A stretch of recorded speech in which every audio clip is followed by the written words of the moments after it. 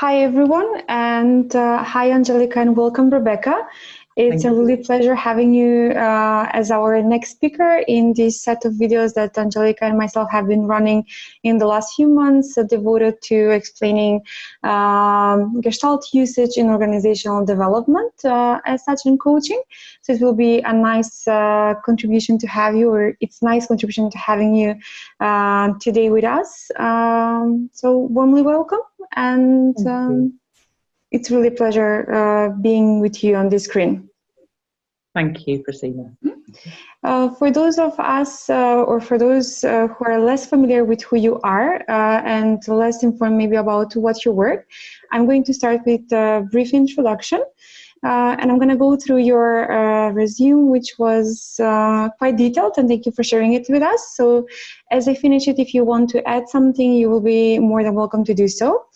Rebecca, you're a qualified business and executive coach and coaching supervisor, holding postgraduate diplomas in both coaching psychology and coaching supervision.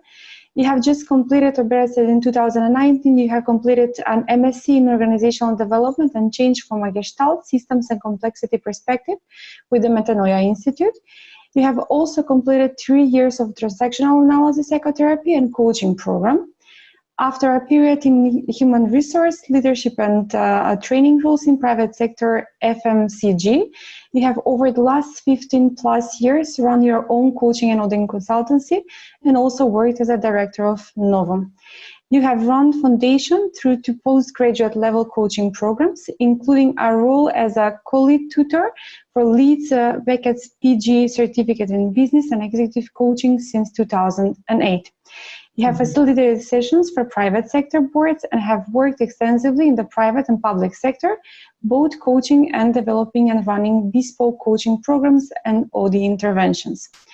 In 2018-19, you have been a lead facilitator for place-based leadership development for the Greater Manchester Combined Authority.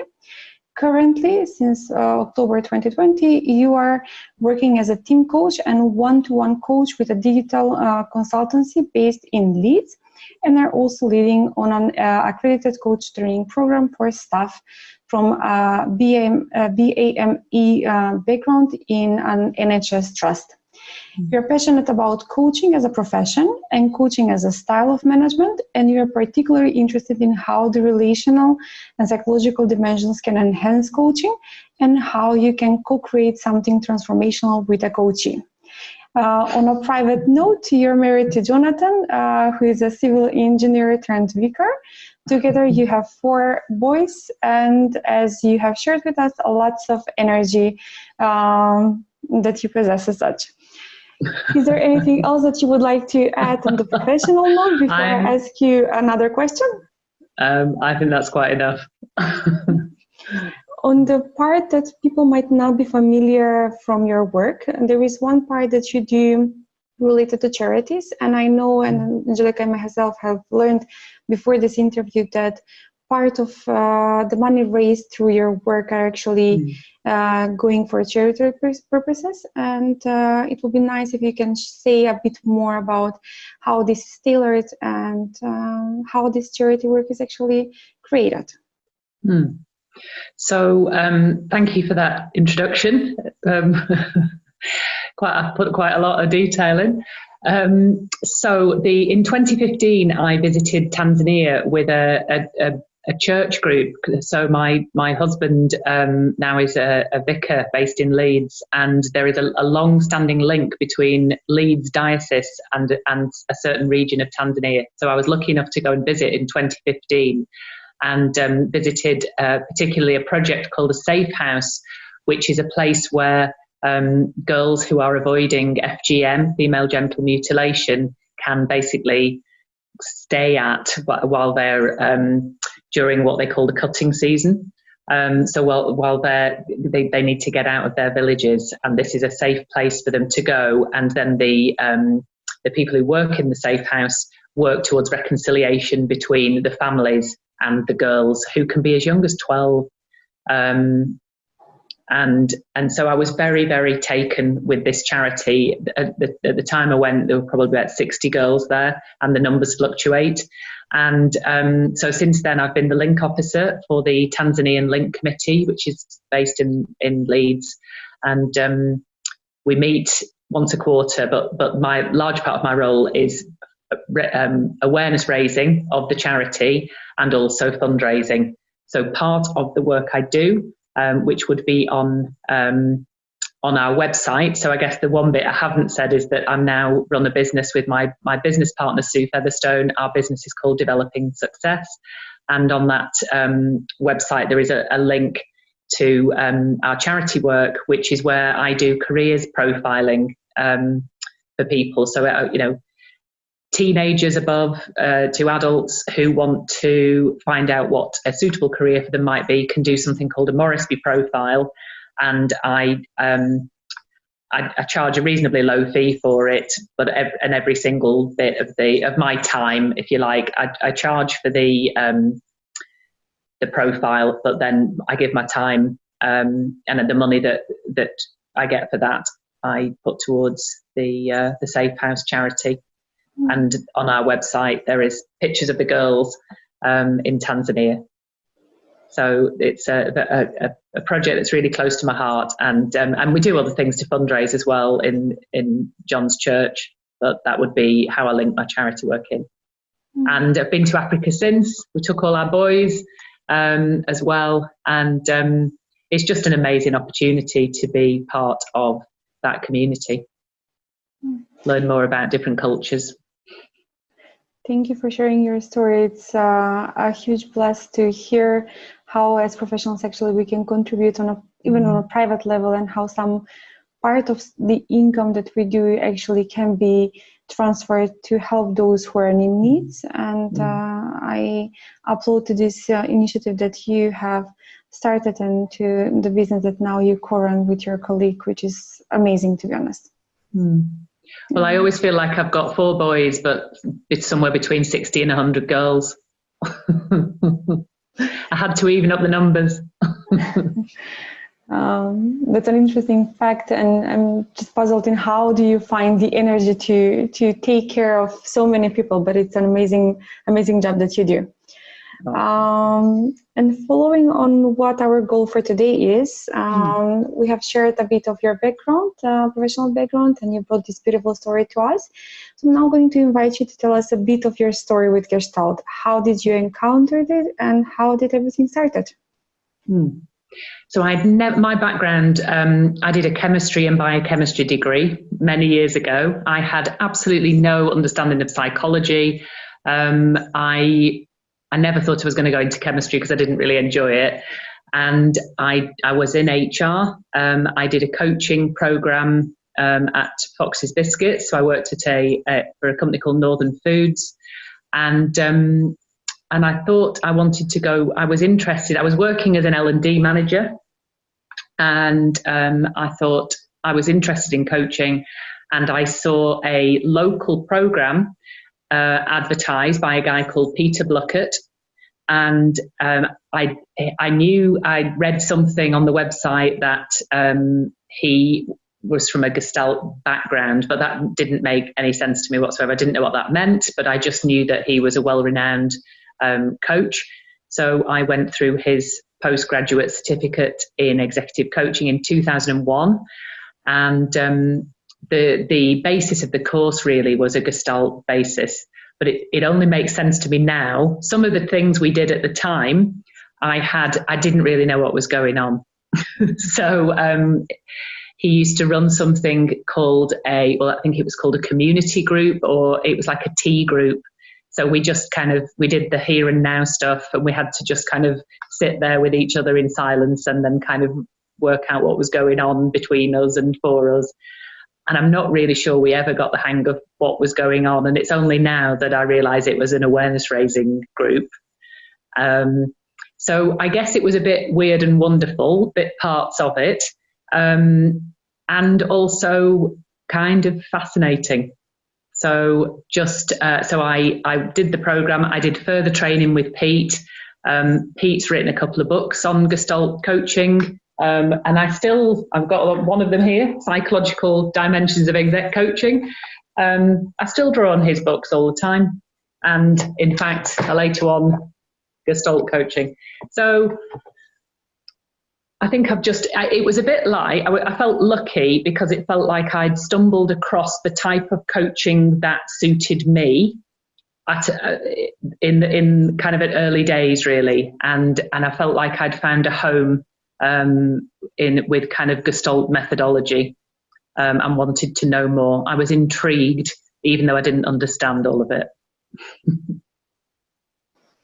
It's interesting how, going back on all the previous colleagues that we had interviewed, each one of us brings this mysterious bit in the beginning, not fully understanding what we're working on, but having trust into the process until we come to a point where actually everything that we do makes sense and makes or contributes to the change process that we're aiming for. So it's, I would say it's kind of an analogy for what Gestalt stands for, being sometimes mysterious, even though having a heavy theoretical background and justification on all the interventions that we do. Yeah, you can't explain everything in life. So it didn't sit uncomfortably with me. I get more suspicious if somebody tries to explain everything in a sensible, rational way, because that's not how it is. So I found a home and found a place for my curiosity, I guess, which I enjoyed. Well, I didn't know that bit of your story. It was nice to hear. And I can definitely relate to what you're saying, Francina. I think we have a theme here of magic in all interviewees. Your main area of interest is the use of Gestalt in coaches. Could you tell us how it supports your coaching and how might you apply it in your OD work? So I guess that phrase, trust the process.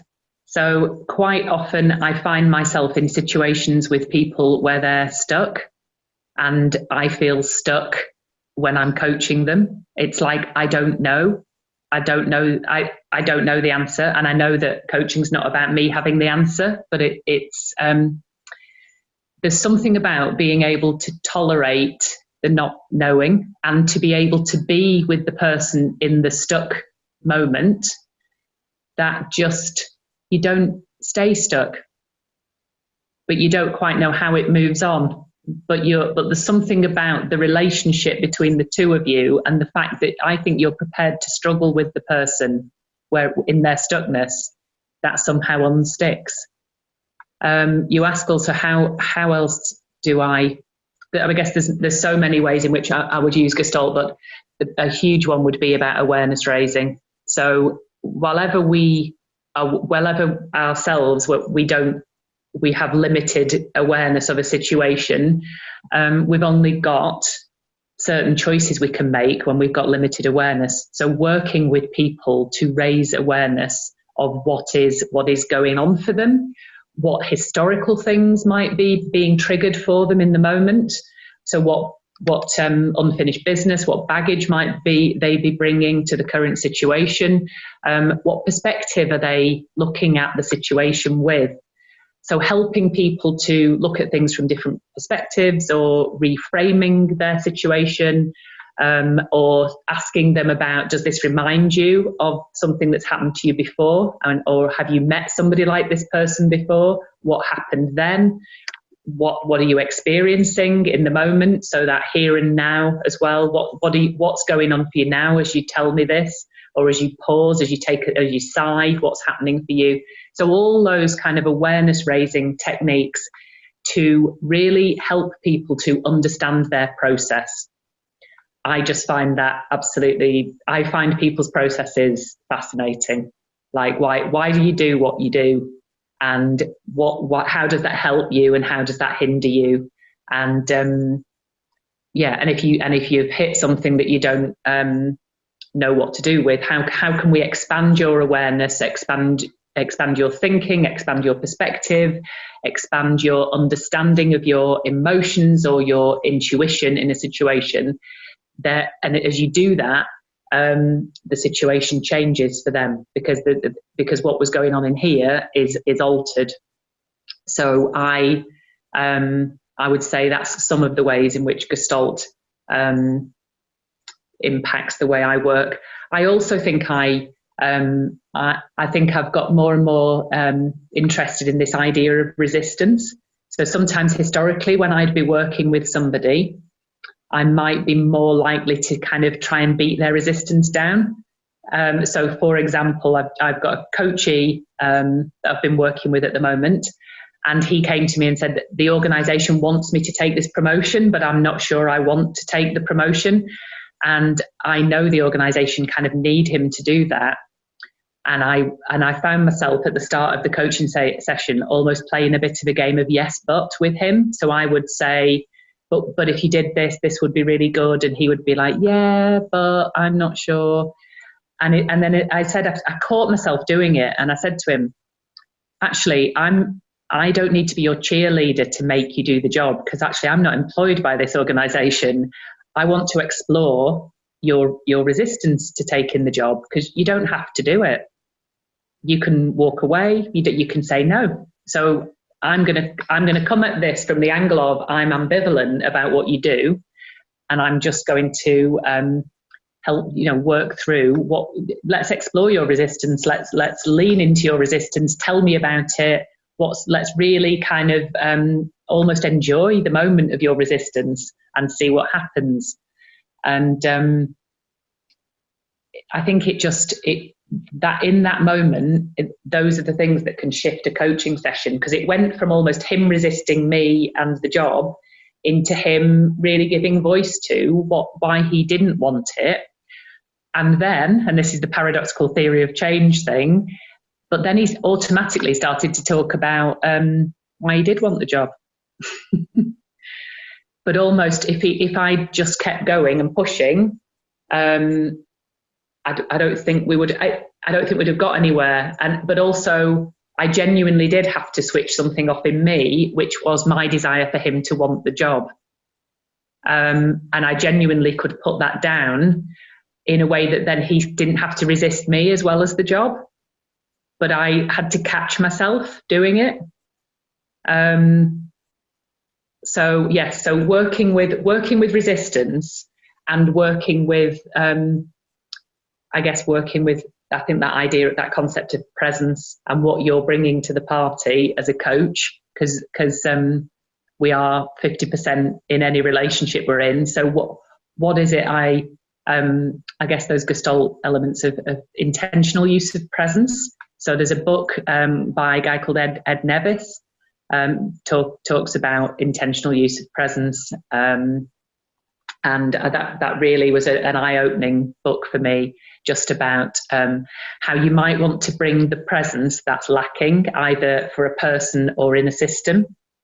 I really I love that as an aspect of Gestalt, and I would say I like to use that in my OD work. What's the presence? So one of the organisations we're working in at the moment, I would say, is lacking a more almost like managerial adult presence. They like to be quite bantery and quite young at heart, which is great, but sometimes it feels like there needs to be a bit of a grown-up around here. So I notice I am bringing some of that. So yeah, that kind of spotting what's missing and trying to bring an element of it. And that in the here and now, is this working, is it not? Are they just seeing me as like a bossy older sister? Because that's not going to work. Or are they kind of thinking, oh, there's something in this? So bringing things that are missing. I'll stop talking for a bit. Thanks. It's really good illustrations of what can be done with Gestalt in organizations. That's on one side, and on the other side, you raised several important points. One is the respect for our coaches' boundaries. The other one is about monitoring ourselves and monitoring the other in the room. And there is this part of bringing an element in order to experiment, or offering a genuine experiment and see what will happen, without insisting on this is the ultimate truth that we are standing behind. So I think that you did a really nice wrapping up of what are the possible interventions that we can have and how a process might look like. And I was also curious around this yes but approach that you have had, and I'm going to link it to the next question, because I assume that's also something that's authentic to you. So I'm just curious of how important do you think that authenticity is in your work as a coach, both as consultant? For me, I think that's one of the things why I felt at home with the Gestalt approach, because I feel it is the whole point of the approach is that it is encouraging people to be the shape they are. Yeah. So the when we're teaching on our postgrad programs, I like to link it to trying to explain this idea of shape and wholeness, and encouraging people to be the shape they are. Sometimes can be a complex idea to get your head around. So I use the analogy of a house, and I say that if we're living it, sometimes you can find that you are only living. We all have this kind of big house, which would be like our personality, the way with our potential, the way we are in the world.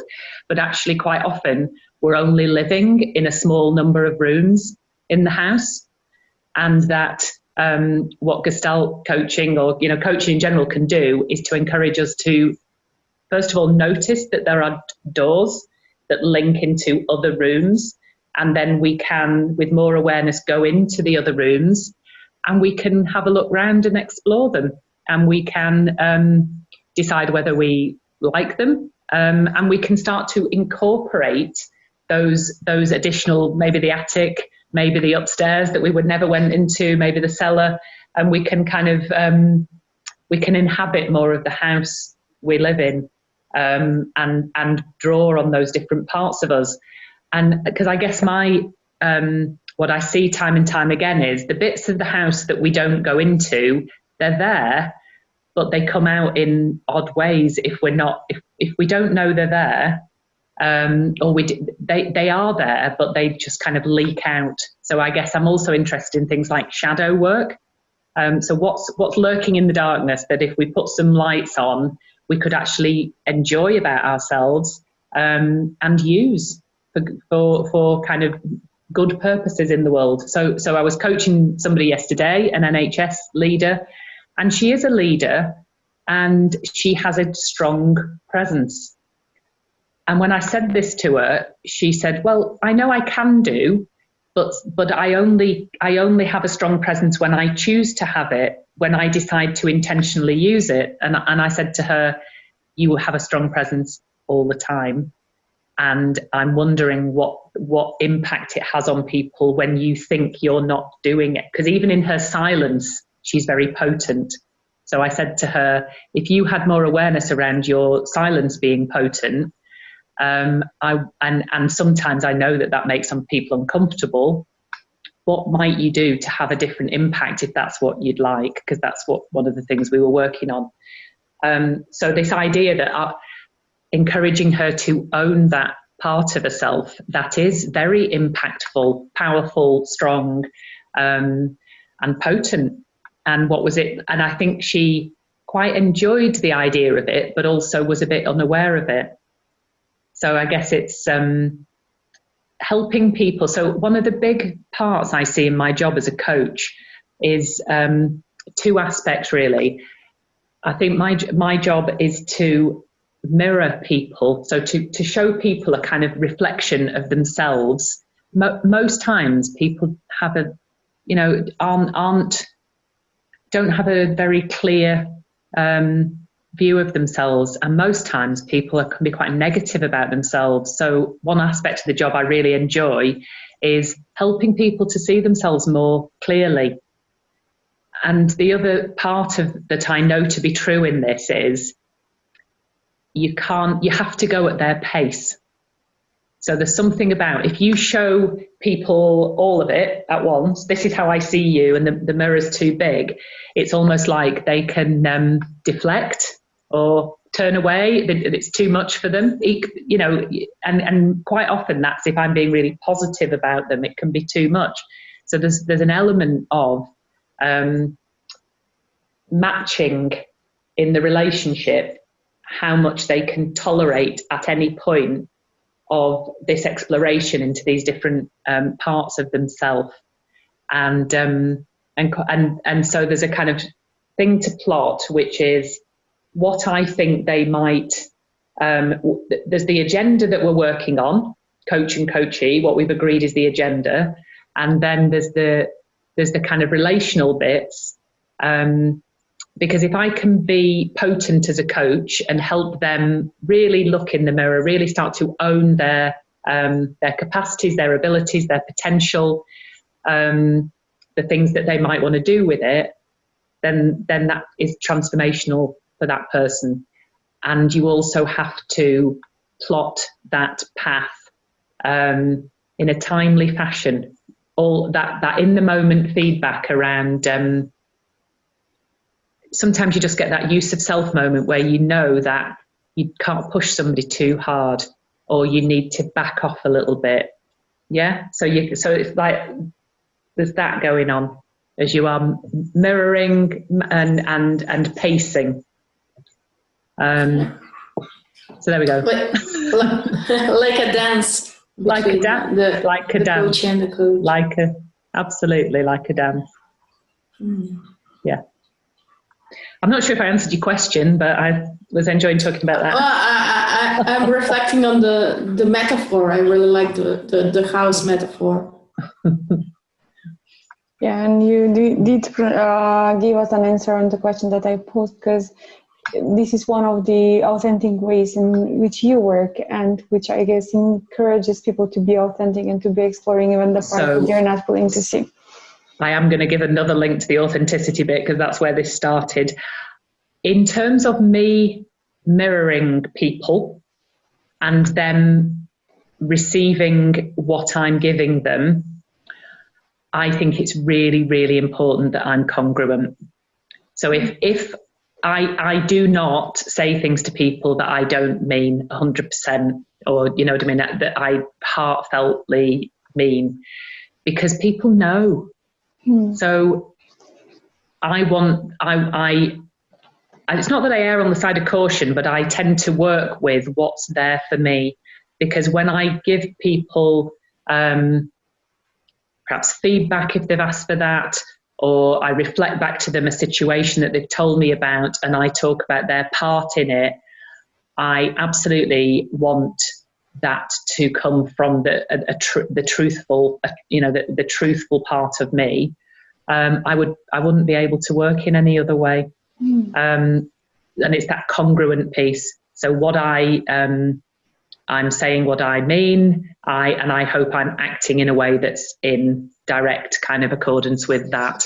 And people know, we know who's kind of, we know if people are for us, don't we? And whether they mean what they say. We know if somebody says, you're great at this, whether they mean it really or whether they're just saying it. So I absolutely believe that it's crucial to be authentic. I think it's what makes you potent as a coach as well. Definitely. I agree absolutely with that. And I was thinking to myself, is there any other way? Could I be inauthentic? I was just reflecting. Yeah. And I think it's a question worth inquiring into. Yeah, it gets me into trouble sometimes, but I wouldn't do it any differently. Sure. Well, that's a part of authenticity. It has its stretches as well. Do you use the paradoxical theory of change in your work? You talked a bit in the previous question when you gave a few examples. Could you give us some more examples on it? Okay, so I guess that when I first I first really understood what the paradoxical theory of change meant when I experienced it for myself, because it kind of does sound a bit weird, doesn't it? That we only change when we stay the same. That sounds a bit odd. So I experienced it in a huge way for myself when my husband John retrained to be a vicar, when I was doing the OD course. I was struggling. I was really struggling with the change, because it hadn't been something that I'd ever thought he would do. It hadn't been, the church hadn't been a huge part of either of our lives. All of a sudden I was being asked to be a vicar's wife, and the family was being asked to kind of become a clergy family, and it all felt it. And I also kind of looked at other people that were clergy families, and they're lovely, and I just thought that I can't see myself as that. It's not who I am. It's not who I've ever been. It's not part of my identity. And John, I think, thought, the more I give her to read, and I think he tried to kind of approach it in a, well, if I just keep leaving religious books by the side of your bed and you read them, a sort of transformation will occur. And of course, what was coming up for me was like resistance. So approaching it in a kind of this is what worked for me. So, the fact that he and I have very different personalities, that wasn't working. And yet there was also part of me that thought, I need to find my own way into this. I need to find some way into this that's going to work, and I don't know what that is. And it was just, well, you could say there was divine intervention. I happened to go to an away day that was run by I don't know how on earth I managed to end up with this guy, a guy called Robin Greenwood, who was a retired member of the clergy, who also was an OD practitioner. He writes books on OD change in the church. He's always seen himself as a bit of an outsider, but trying to kind of change the system from the, not the outside, but like the outskirts of the inside. And so he was an OD practitioner. His wife is also a member of the clergy and a Gestalt psychotherapist. And I had various, he just offered to kind of take me on as a supervisee. And that was transformational for me, because it was like he wasn't telling me to be something I wasn't, or trying to carve out the way I needed to be in this. He was just wanted to know who I was. He wanted to know who I was. He was kind of saying, wow, isn't it great that somebody like you's coming into the church? And it was like, oh, is it?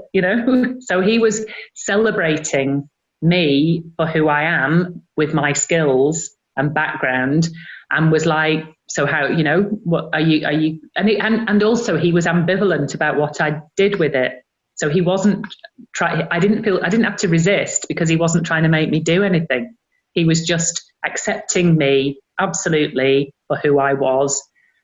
And then of course I thought, I'm quite interested in I want to know more. Yeah. So as a result of being with him, who was very accepting of me as I was, I definitely went through an internal change and transformation.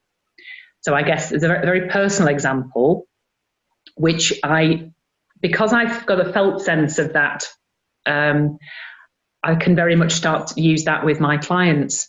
So if people are telling me, I don't want to do this job, like the guy I was describing, I don't want to do this job and these are all the reasons, then rather than go, well, you really should, and you'll get paid more and you'll be senior in the organisation, it's just like, fine, tell me what you do want to do. Tell me about you. Tell me what other jobs you might want to do.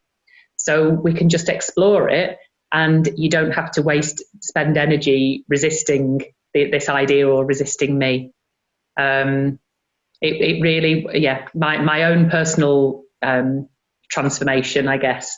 So much so that my dissertation was around a Christian contemplative meditation practice, and I still do that now.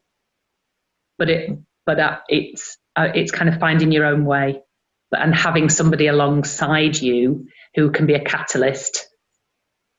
But it's in the acceptance. It's in the felt acceptance in the other. Because I know you spoke to Simon Cavaccia a few weeks ago, didn't you? And that whole bit about shame and where shame can keep us stuck. And when I met Robin, I experienced support for me. And that's what was transformational about it. So yeah, personal experience, and I always like that. I think it's one of the reasons I love my work. It's that, you know, you can go through personal transformation and change and learning, self-awareness raising for you, and then how can you use this then in service of other people? And I kind of know that you can only take people as far as you've gone. So I'm always really, really keen to keep learning, keep pushing, keep learning, because I really enjoy sharing that with other people. Yeah, I agree with that on that point, and I think it's much about the personal work as well as the coachee work we do in the room. It's a really good example and very vivid example of the paradoxical theory of change. Thank you. It's a pleasure. And I'm really grateful for all the examples that you're providing, both in your coaching practice and those that are directly related to you in your personal life and personal transformations.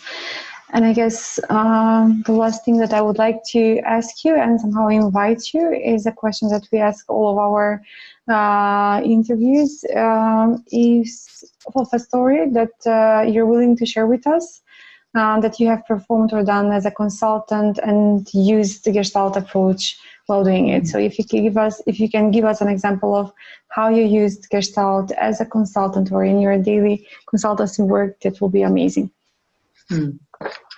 Okay. I think you're going to have to edit this bit, because I just because I'm such a chatter, I think I've shared a number of my examples. So where do I really think?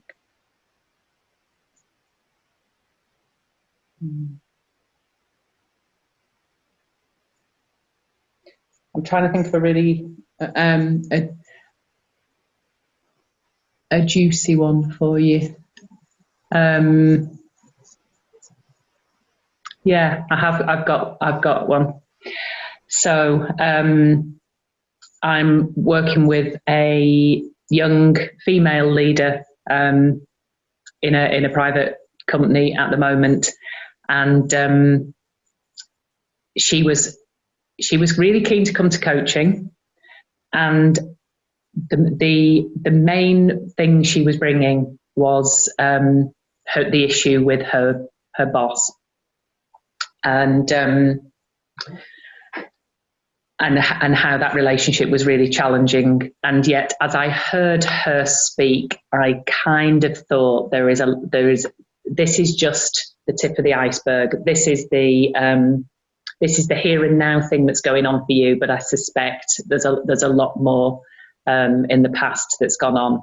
So I did an exercise with her called the lifeline, and even in the way that she approached the lifeline, there was a lot of giggling, but a lot of nervousness, and I thought there's a story here, and fair play to her. She absolutely embraced the exercise, and we went through a couple of sessions that for her were very, very painful, talking about her upbringing, her past, her history, and connecting, just talking about that, and then being able to start to make linkages, because it seemed apparent to me that the face that she was putting on her boss, the things she was describing were not all his. It was kind of, you could kind of see that there was stuff under the surface that was getting replayed for her.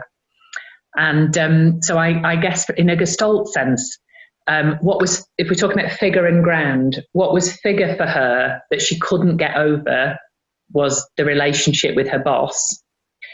But in order to shift the figure, we had to go into the ground of her kind of background, history, and the awareness raising was such that it became obvious to her that the figure of the relationship was much deeper than just that was just the tip of the iceberg. And actually leaning into people have to be quite brave, I think, to go into coaching. They have to be, if they're really going to do the work, they have to be prepared to kind of experience sometimes, depending on what the work is, but experience some of the pain, the discomfort, the kind of retelling of the story. And she's a really able and capable individual. And just seeing her really lean into the work, acknowledge some of the difficult things that she'd been through, and also see that some of the things that she was describing with her boss were projections from her past, and as a result of the work, her relationship, it's not an issue anymore. Yeah, there are still things that are tricky, but she just doesn't bring him to talk about anymore.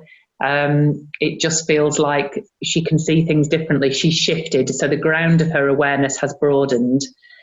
I think one of my jobs, the authenticity, is I could really meet her, be empathic to her, give her support where previously there was shame. It's just, and when you see that person shift and walk taller and shoulders broaden, that's the magic. That's the magical coaching moments where you know that somebody's changed and they won't be the same again. They can experience a relationship change, a lifting of something that's been bothering them for a long time. And they've just grown as a person. And then you see, and actually I do know her line manager, her boss, and he of course never knew any of this, but actually he just says she's doing great. And actually he senses there's been a change, but he wasn't sure that there needed to be one between him and her. But yeah, so I guess that would be an example of where I've used Gestalt in a coaching setting, and it's transformational, and I guess it's one of the reasons I love my job, making a difference. Yeah, it's that moment. It's worth. It's gold dust. All to happen. Yeah, it is. And I also know that place for myself. So the bit about I know what it's like to be worked with. I've had some fantastic practitioners, supervisors who've worked with me, who've just helped me see things differently, learn things, explore more of myself, live in different rooms in my house and enjoy them rather than never visit them or think I can't live there. And so being able to do that for other people, that's why I do the work. And I guess it's always interesting to see how other people are also noticing the change that we're going through. So working with our coaches and helping them reach their growing potential and explore is actually something that's transferred to the wider field and can be witnessed from others, even though they might not be always able to say what has changed, but they're noticing these small qualities in the relation that they built, in how they are being approached and how they work together, which is amazing. Absolutely. Well, thank you. It's been a real pleasure hearing you giving examples, both personal and from your work. I think it's a real gold mine for Gestalt coaching. Thank you. And Angelica, you are somebody that joined our program. And I've always wanted to say this to you. I've probably said it anyway, but you joined our program when it was in a mess. And you took on our group, and you brought a presence that was missing, that was really needed. And I often think about you joining our group and how you did that, because there was a lot of resistance to what was going on in our group, or what was going on in the Metanoia system at the time. And you joined it in a very calm way, but also you would have happily explored any resistance, and you weren't going to take anything personally that was coming your way. Not that it should have been personal to you, but there was something very healing about the way you joined that group, and we had a great experience. And I always wanted to thank you for saving it. Really, you saved that course for me. So thank you. Thanks. I'm really humbled to hear that, and bringing quite good memories. I'm really glad to have met you all there. It's quite an experience for me. As Christina knows, she was my support through the process. Well, I don't think we were the easiest. I don't think we were the easiest bunch at the time. I think we were a bit disillusioned and a bit. Yeah. You definitely brought a presence that was missing. Ed Nevis would be proud.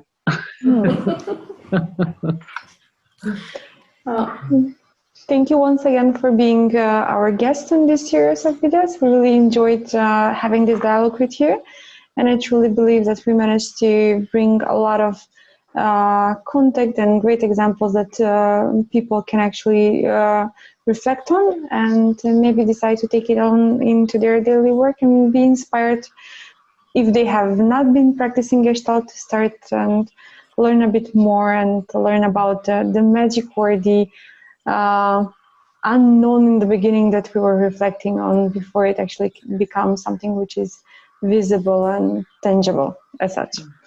It was a pleasure having you, Rebecca. Thank you. Until we see each other next, stay well. Thank you. And Sue and I train Gestalt coaches. We have open programs, so if people are interested, you can find us on am I okay to say this? We have a Developing Success website. So look us up and come and meet us. We'd love to meet you. We'll definitely place the link to your website in the bio the moment we share the video, so people can actually come and visit the page that you have. That would be great. It's been an absolute pleasure, and thanks for the great work you're doing. I'm enjoying watching the videos. Thank you. Thank you. Take care. Bye-bye. Bye-bye. Thanks for inviting me. Bye-bye.